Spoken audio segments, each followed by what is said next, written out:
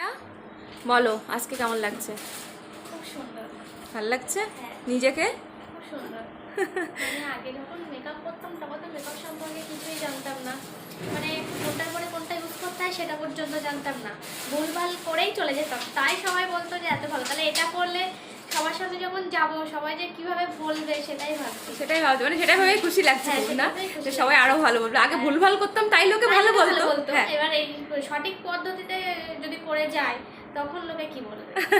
একদম তাই, একদমই তাই। সত্যি আমরা যখন ইভেন আমিও যখন এই প্রফেশনে আসিনি তখন যখন মেকআপ করতাম নিজে, মানে ভীষণ কনফিডেন্ট একটা যে হ্যাঁ। যা করেছি বিশাল ব্যাপার, মানে এরকম একটা ব্যাপার ছিল।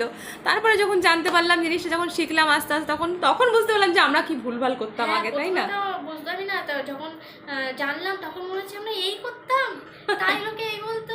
তাহলে এখন কি বলবে? হ্যাঁ সেটাই। ঠিক আছে, তো তোমরা জানিও যে নীলিমা, ওই সরি, মহামায়াকে কেমন লাগছে। খুব ভালো সামনে থেকে তো আরও ভালো লাগছে, আর তোমরা অবশ্যই জানিও।